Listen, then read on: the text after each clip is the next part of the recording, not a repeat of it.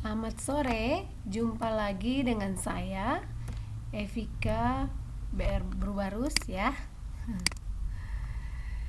Yang sudah sering kenal mungkin tidak asing lagi ya.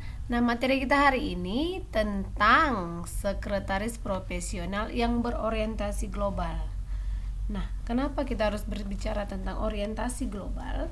Karena di zaman sekarang ini pengetahuan sekretaris itu harus lebih luas. Nah, sekarang mungkin nama sekretaris itu tidak populer lagi ya kan? Karena sekarang ini dengan kemajuan zaman, nama sekretaris itu sudah diganti dengan otomatisasi tata kelola perkantoran. Kenapa? Karena cakupan dari materi ini sekarang lebih besar, lebih luas gitu ya. Sehingga kata sekretaris itu sudah mulai ditinggalkan oleh dunia pendidikan atau dunia kerja sekarang ini. Nah, kita bahas hari ini sekretaris profesional yang berorientasi global itu. Nah, seorang sekretaris yang berorientasi global harus menampilkan citra perusahaan karena citra perusahaan adalah hal yang harus dijunjung tinggi. Kenapa kita bahas di perusahaan? Karena memang seorang sekretaris itu biasanya bekerja selain di lembaga pendidikan, mereka lebih cenderung bekerja di dunia usaha. Jadi mau tidak mau seorang sekretaris itu harus bisa menjunjung tinggi citra perusahaan. Kenapa sekarang ini seperti anak-anak juga lebih banyak memilih jurusan ini? Karena memang jurusan ini diminati, lebih disenangi gitu ya, karena memang jangkauan kerjanya menjanjikan, sehingga karena hal itu mau tidak mau kita harus dapat mengikuti perkembangan zaman. Nah, kita lanjutkan. Pada zaman era globalisasi, sekretaris harus mengembangkan diri mengikuti perkembangan ilmu pengetahuan dan teknologi. Karena tidak cukup hanya pengetahuan yang mereka dapatkan di sekolah saja untuk mereka kembangkan. Jadi mereka harus mampu mengembangkan diri sehingga mereka tidak kalah dengan kemajuan zaman. Nah, untuk menjadi sekretaris yang profesional itu harus dapat mengikuti perkembangan zaman sehingga mampu mengatasi perubahan dan dapat bekerja semaksimal mungkin untuk menghadapi daya saing yang semakin maju.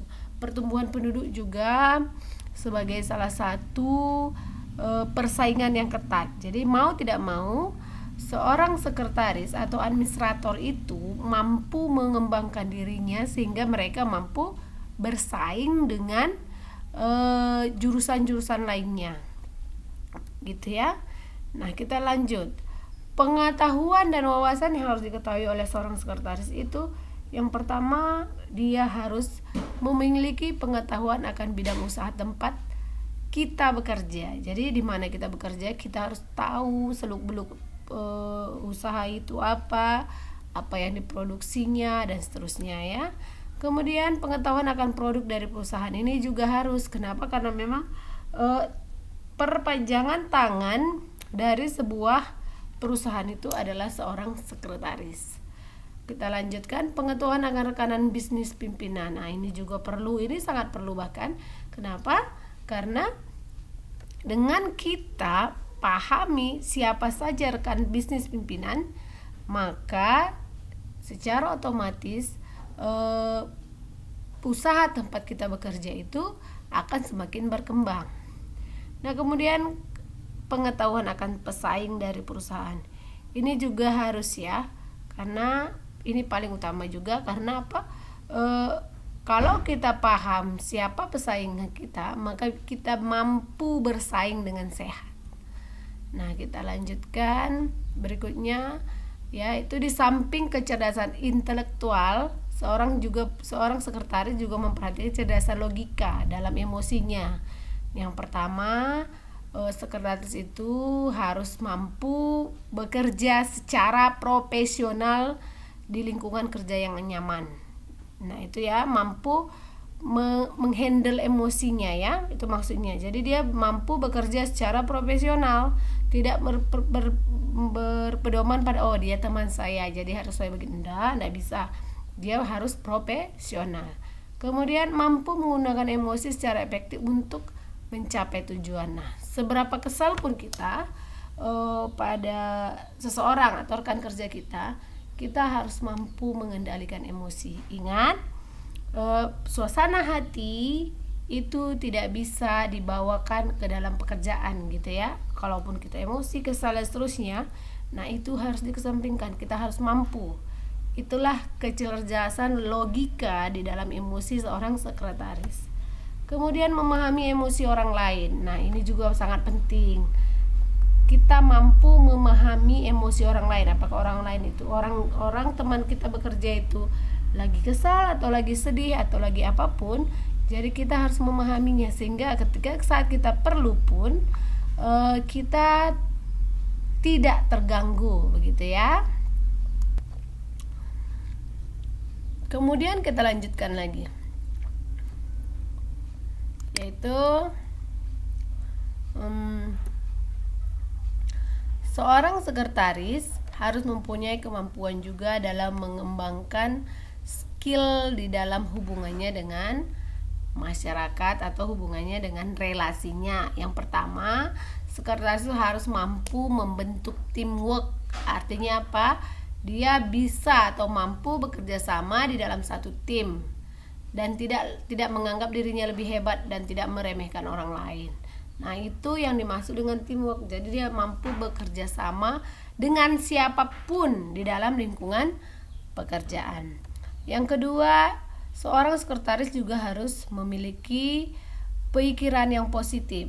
Nah, apa saja itu? Pemikiran yang positif. Ketika berbicara, kita itu harus menyebut nama lawan bicara kita. Ketika kita menyambut tamu di pintu ruangan, kita harus tersenyum ketika berjumpa dengan tamu. Nah, kita salam dan mengulurkan tangan. Ini salah satu contoh etika sopan santun yang harus kita tunjukkan kepada orang lain. Kemudian jangan bicara terlalu pelan atau terlalu keras. Kalau pelan orang tidak dengar ya kan. Kalau keras dianggap pula kita marah gitu ya. Nah, tunjukkanlah keramahan kita kepada setiap orang. Ini adalah sikap positif yang dimiliki oleh seorang sekretaris. Nah, kemudian yang berikutnya adalah good reminder. Ini artinya apa? Kita harus memiliki daya ingat yang bagus. Jadi ingat, kenapa ini ceritanya tentang hari ulang tahun pimpinan atau karyawan dan seterusnya? Karena pengertian sekretaris itu sendiri adalah pembantu pimpinan, gitu ya.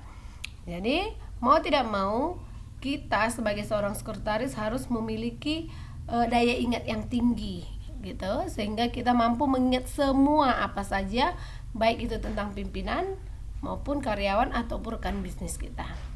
Kemudian decreed. Nah, ini apa? Decreed itu adalah jangan suka bergosip, gitu ya. Aduh, nah ini yang paling penting. Biasanya kalau sekretaris itu kebanyakan perempuan ya.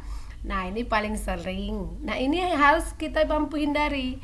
Yang namanya menggosip, membicarakan masalah seseorang atau orang lain yang kita tidak harus ada di dalam, itu kita tidak boleh.